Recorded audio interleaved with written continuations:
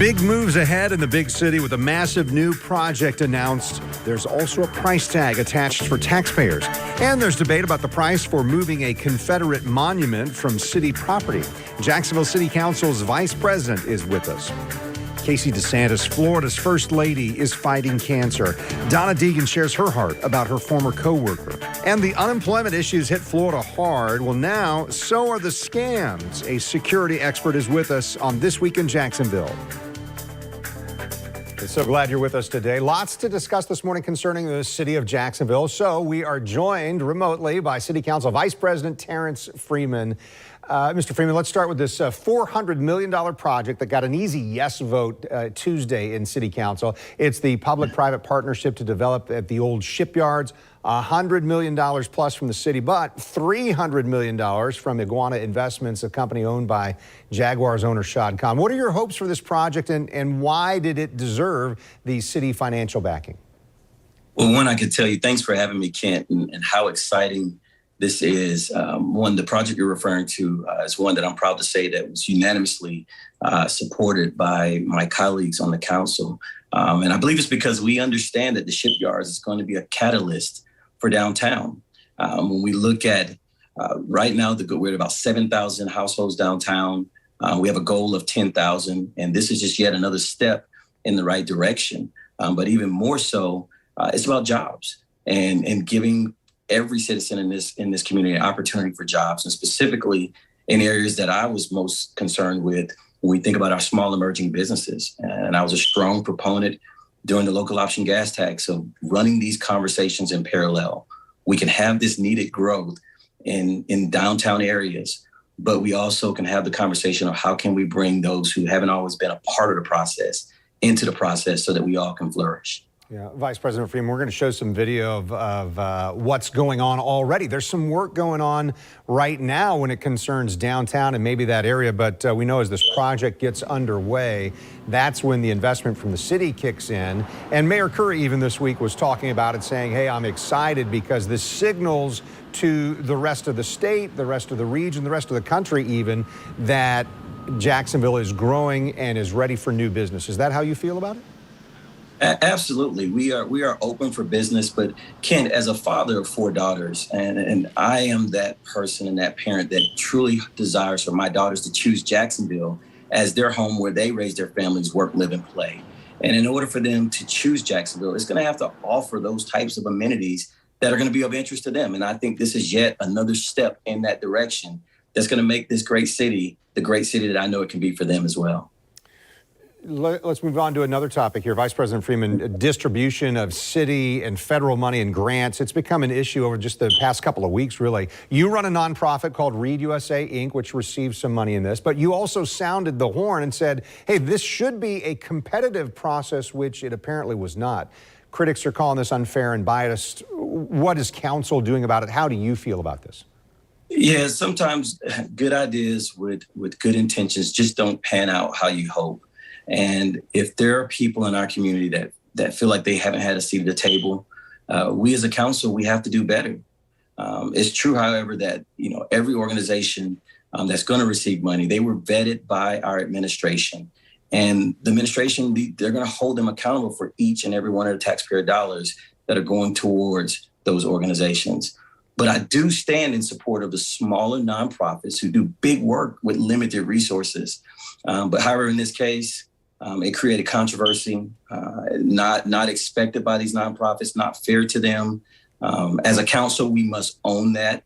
And albeit that it was a good intention, we have to take on the moral responsibilities of saying we have to do better. And we will do better to set that standard moving forward.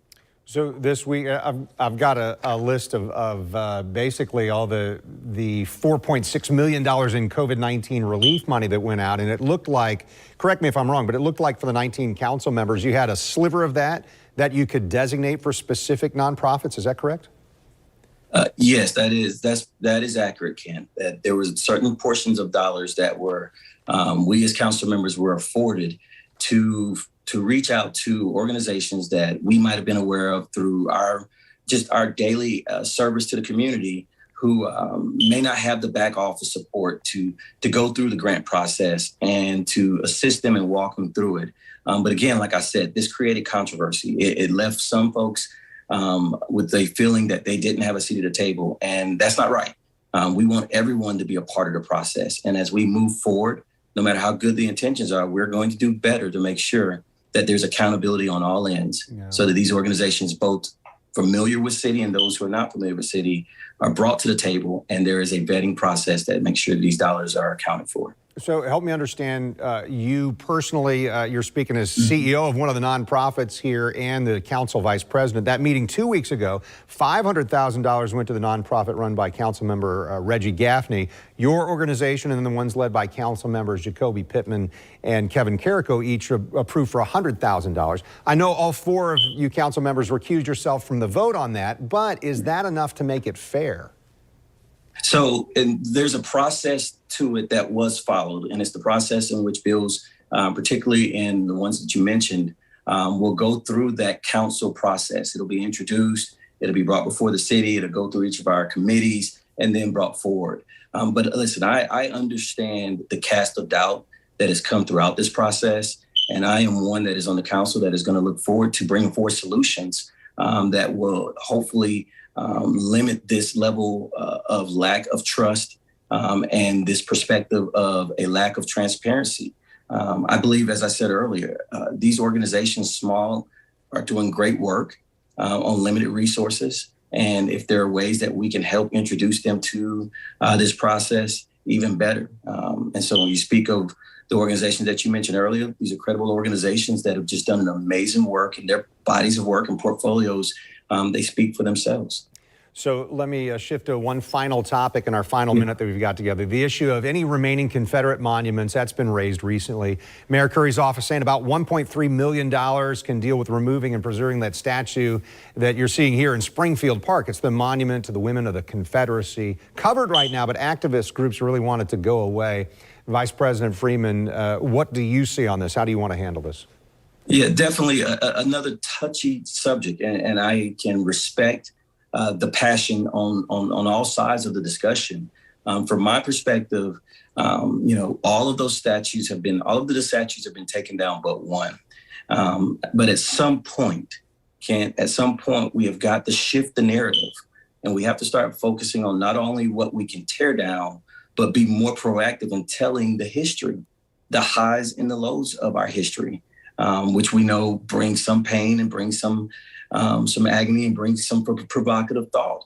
But at this point, $1.2 million of taxpayer dollars on this project, I think that there are other things that we need to focus on as a city, and it's not something that I simply think I will support at this time. Yeah. Lots going on in the city. I appreciate the time. Vice President of City Council, Terrence Freeman, thank you. Thank you so much for having me, Ken. Have a great day. All right, so we learned a little more about Florida's first family this week, and we learned a little bit more about the fight against breast cancer going on. Next on This Week in Jacksonville, the governor's first comments and Donna Deegan's view.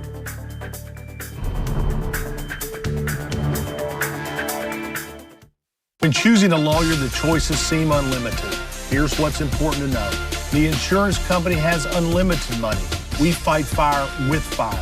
Size is our strength. There's only one Morgan & Morgan. First it was just like these distant roars in the dark, but then they started getting closer and closer, and that's when I saw it. This was no bear. It was like a bear squatch. And that's over now. What? Dad, what's a bear squatch? It's a cross between a bear and a It's made up. With capability comes responsibility. The legendary 2022 Lexus GX with Apple CarPlay support. He's usually sleeping. He'll never sleep again. See Lexus of Jacksonville and Lexus of Orange Park. My name is Rebecca. I struggled with depression for years. I thought I needed cigarettes to cope. But then I started losing my teeth. That was a wake-up call. I was able to quit smoking, and then I started running. Now I feel a lot better about where I'm going. My tip is, when life gives you a wake-up call, answer it. Tobacco-Free Florida offers free nicotine patches to help start your quit journey. 1-877-YOU-CAN-NOW. We know how hard you work for your family and your community. At ViStar Credit Union, you inspire us to deliver on a simple but powerful promise to do good for our members and our communities. That's why we offer our members better banking options to reach their financial goals, like superior customer service, better rates, and no hidden fees. We also believe in making the places we live stronger. It's why we donate several $1 million to hundreds of nonprofits each year and promote financial education through our high school branch programs. Doing good can also lead to great things for our members: a first home, a child off to college, a loan to make your dream of starting a business a reality. Isn't that what banking should be focused on? We think so. Join the nearly 800,000 members who think so too. ViStar Credit Union. Do good. Bank better. When a man with a lifelong injury was told by his first attorney that his insurance maxed out at $10,000, he wanted a second opinion. We found hidden in the fine print $450,000. He got every penny. Farrah and Farrah. A local woman who desperately needs a car. I need transportation for my doctor's appointments. She found an affordable car from a private seller. But here's the twist. The seller, with a criminal record of ripping people off, sold her a car he didn't own. Now she's out $3,000 with a car she can't legally drive. Why the sheriff's office won't investigate her case, and the free strategy guide for risky car deals, only for News 4 Jax insiders. Title Fight, Tuesday at 6 p.m. on News 4 Jax. You're watching This Week in Jacksonville with Kent Justice. For the first time this week, Governor Ron DeSantis is speaking publicly about his wife's breast cancer diagnosis. The governor says it hasn't been easy, but First Lady Casey DeSantis, as he put it, is a very, very strong woman. Casey DeSantis is 41 years old. She's the mother of the couple's 3 children. In 2003, she interned here at News 4 Jax before becoming a reporter and an anchor. Governor DeSantis says despite the diagnosis disrupting their lives, he has faith that his wife will make it through. We come to the point of, okay, this is what I'm going to have to deal with. And, you know, we've been in and out of getting medical already, and she's like the healthiest person in the whole hospital. I mean, like, and so I think her view is better me than somebody who may not be able to deal with it better me than, God forbid, other people that are close to her. And so that's just kind of her spirit. I have faith. I got faith in the big guy upstairs, and I've got faith in her. And I know that, you know, this is a bad break, but she's got an awful lot to live for the rest of her life. I reached out to Donna Deegan, founder of the Donna Foundation and the 26.2 with Donna. She is also the CEO, which she says stands for Chief Eternal Optimist. She's a passionate, longtime advocate against breast cancer who knows the disease affects an entire family, not just a single patient.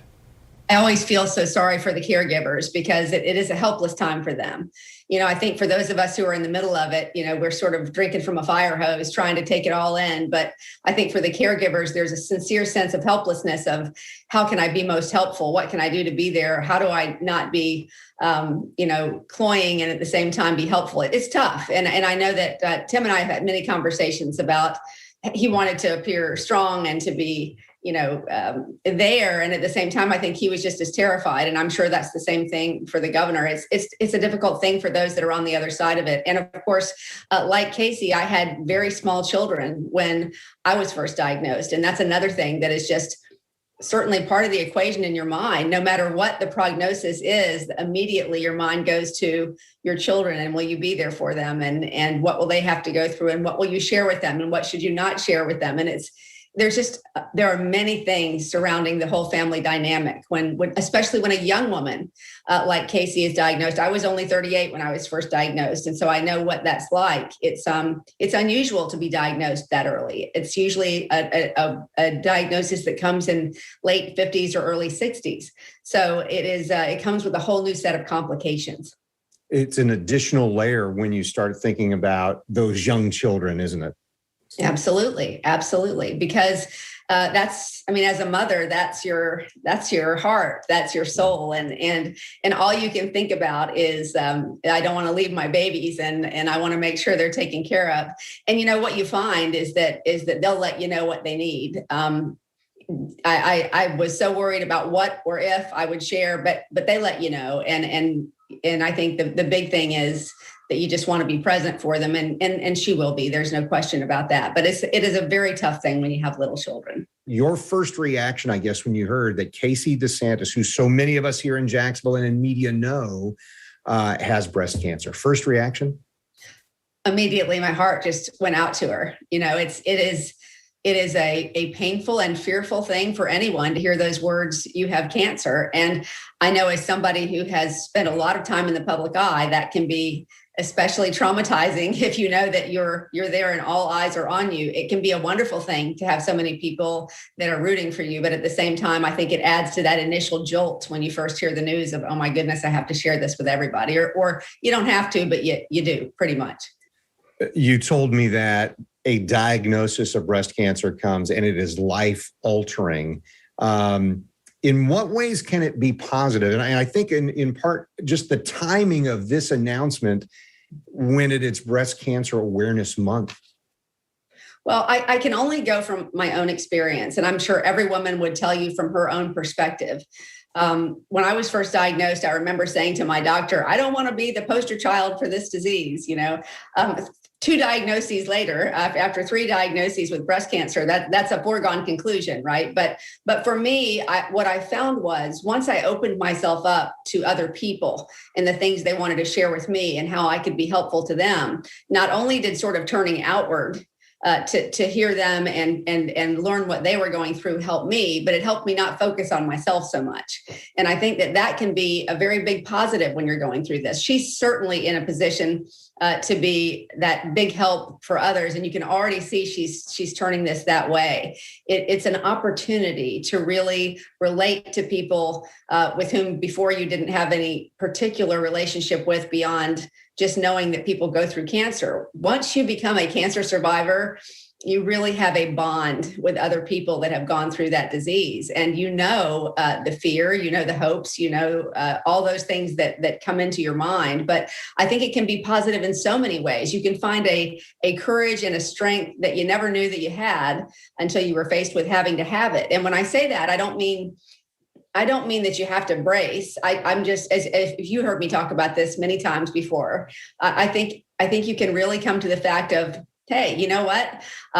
Life is sweet, it is short, and we have to make the most of every moment. And let's jump out of bed every day and go, hey, we're grateful, let's go. And I think it's a good opportunity to refocus on that.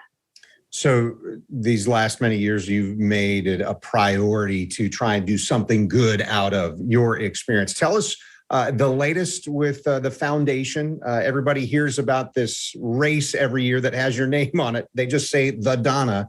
And are we making progress in terms of trying to fight cancer, specifically breast cancer? Oh, we're absolutely making progress. I can tell you that for certain. There are all sorts of new classes of drugs that are coming out. In many ways, I know it's hard to fathom that, because you still see people with the bald heads and when women have to go through some treatments that just seem like they're just hideous. But we're making great progress in terms of survival rates and new medicines. And so there are many things coming down the pipeline. And that's something that's been so exciting about having the Donna Foundation all these years. Not only have we been able to assist women and men, because men also get breast cancer. About 1% of breast cancers do appear in men. We've been able to help them with critical needs while they're going through their treatment. But we've been able to fund some very specific types of breast cancer research that are sort of hard to fund because they're sort of out there, but they can lead to quick results. And so I think that's been exciting to watch. So we're seeing a lot of wonderful activity. But so far to date, we've helped, almost 16,000 families through the Donna Foundation. So, and that's because people come out and run with us every year. So it's a great experience. And look, I wouldn't take any of that back. It has been a painful thing at times to go through, but when you see the results of some of that, you think, okay, you have this one and only life to make an impact. And if you have the opportunity to do that, even if it requires going through some difficulty to get there, look what's come of that. So I think sometimes our greatest triumphs can come out of our greatest tragedies. And I'm sure that Casey will find that to be the case too. Donna Deegan there, noting that she told me, hey, I've mentioned it a million times, but she said cancer does not see a political party or political identity. She says the most important thing is that DeSantis is a mom, a woman going through something difficult, and that everyone should be there to support her. In addition to working here at Channel 4, Casey DeSantis also worked at the same TV station with Deegan a few years ago. All right, stay with us. Just ahead, fraud keeping citizens in Florida from receiving unemployment benefits. We're hearing from an expert about the elaborate schemes next on This Week in Jacksonville.